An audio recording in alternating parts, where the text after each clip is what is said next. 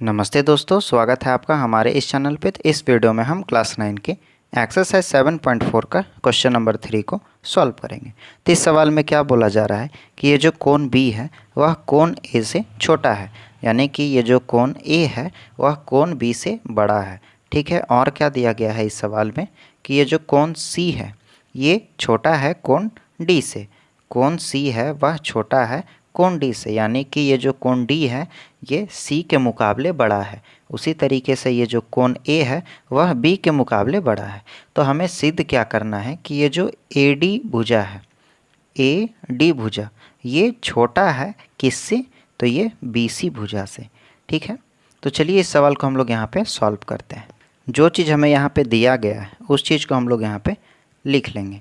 ठीक है, तो क्या क्या दिया गया है कि कोण बी वह छोटा है कोण ए से, और क्या दिया गया है कि कोण सी छोटा है कोण डी से। और जो चीज़ हमें सिद्ध करना है उसको भी यहाँ पे हम लोग लिखेंगे। तो सिद्ध करना है, क्या सिद्ध करना है कि ये जो ए डी है ये छोटा है बी सी से। ठीक है, यहाँ तक क्लियर हो गया। अब चलिए इसको हम लोग बनाते हैं। तो उत्पत्ति यहाँ पे लिख लिए हैं। देखेंगे चूँकि ये जो कोण बी है यह कोण ए से छोटा है। ठीक है, तो जैसे कि कोण बी है ये छोटा है कोण ए से, तो ये भुजा में किससे हो गया, तो ये जो कोण बी है ठीक इसके सामने का भुजा कौन सा हो गया, तो ए ओ भुजा। बात को समझें, जैसे कि ये जो बी है कोण बी इसके सामने का भुजा क्या हुआ, तो ए ओ भुजा हुआ। तो क्या हम लोग कोण बी के जगह में ए ओ नहीं लिख सकते, लिख सकते हैं। जैसा कि हम लोग जानते हैं कि बड़े कोण के सामने की भुजा हमेशा बड़ी होती है। ठीक है, तो ये जो कोण है बी ये छोटा है, तो इसका जो ए ओ भुजा है सामने वाला ये भी तो छोटा होगा ना, किसके मुकाबले, तो कोण ए, जो कोण ए है इसके सामने के भुजा बी ओ के मुकाबले।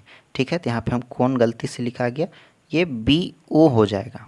ठीक है, तो ये इसको हम लोग समीकरण 1 मान लेते हैं। इसी तरीके से समीकरण 2 भी बनाएंगे हम लोग।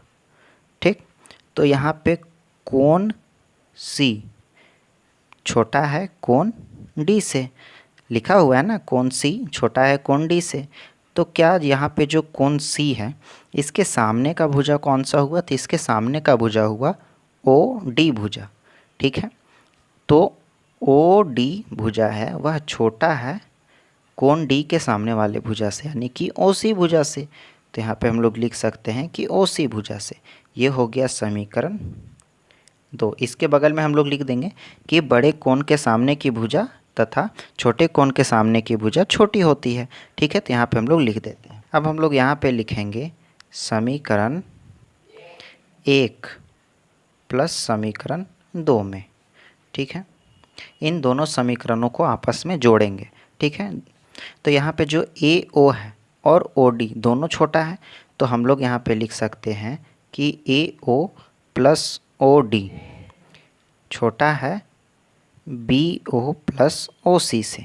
ठीक है, यहाँ तक क्लियर हुआ हम लोगों का। तो ये जो ए ओ है प्लस का ओ डी ये किसके बराबर है, तो यहाँ पे देखेंगे कि ये जो ए ओ भुजा है और ओ डी भुजा दोनों को जोड़ देंगे तो क्या हम लोग ए डी भुजा नहीं लिख सकते, तो लिख सकते हैं ना कि ए डी भुजा छोटा है बी ओ प्लस ओ सी, बी ओ भुजा और ओ सी भुजा इसको हम लोग बी सी भुजा लिख सकते हैं। क्यों, तो दोनों को जोड़ के ही बी सी भुजा के बराबर आएगा। ठीक है, तो यहाँ पे हम लोग लिख सकते हैं बी सी। तो जो चीज़ हमें सिद्ध करना था वो चीज़ तो हमें मिल ही गया, तो यहाँ पे लिख देंगे सिद्ध हुआ। ठीक, ये बहुत आसान सवाल था, एक बार आप लोग इसको नोट डाउन कर लीजिए।